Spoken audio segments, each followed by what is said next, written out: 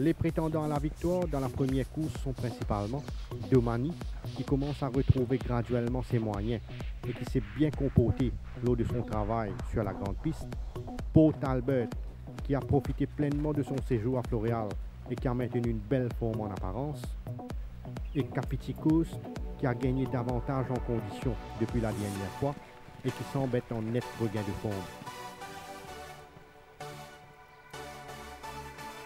Dans la deuxième course, Cara a bien entamé sa préparation depuis sa dernière victoire et il donne même l'impression d'avoir gagné en puissance ces derniers temps.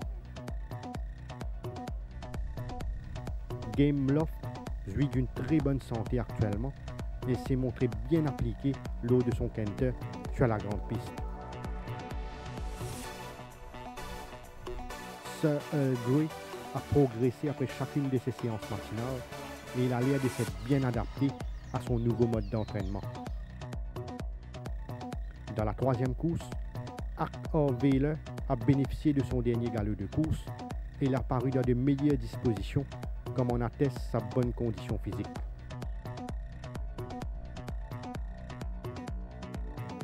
Navistar s'est refait une santé à Floréal après sa récente victoire et il ne s'est contenté que du maintenance work pour garder la forme. Red China a été bien préparé depuis qu'il a été importé et il a progressé de façon satisfaisante, démontrant qu'elle s'est bien acclimatée.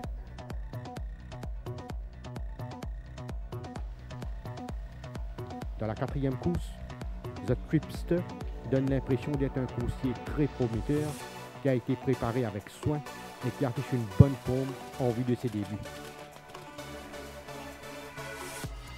Scorecard a gagné en condition par rapport à la dernière fois et il a été bien ménagé par son entourage ces derniers temps.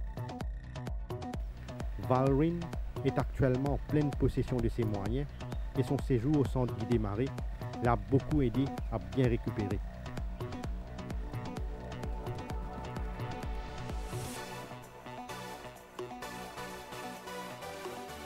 Dans la cinquième course, Tandraghi ne peut être mieux au niveau de sa condition physique et sa belle forme a retenu l'attention.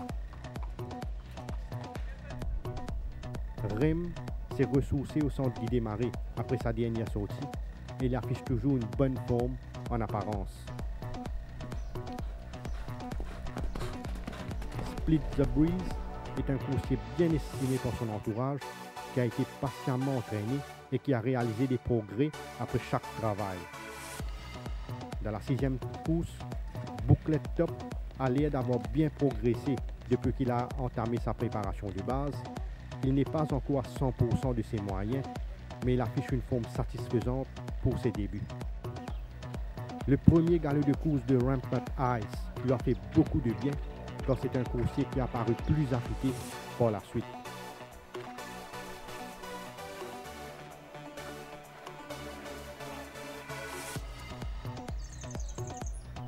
Everest n'a pas été poussé à fond à Floréal, mais il respire la santé. Il a été maintenu principalement sur sa fraîcheur physique après sa dernière sortie. Dans la septième course, Ted Bassett a accompli des signes de progrès évidents depuis sa précédente participation et il a paru dans de meilleures dispositions. Melson semble être à son meilleur niveau en ce moment et il a bien pris son travail, démontrant qu'il commence à gagner plus en maturité. Moi Power a bien entamé sa préparation depuis son arrivée et il affiche une bonne forme en vue de ses débuts.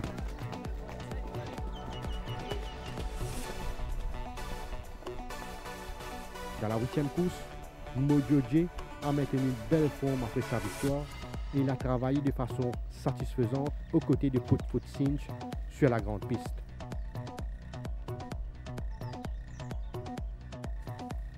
Rawatak ne s'est contenté que des light canters au centre guidé marée, mais il est bien physiquement.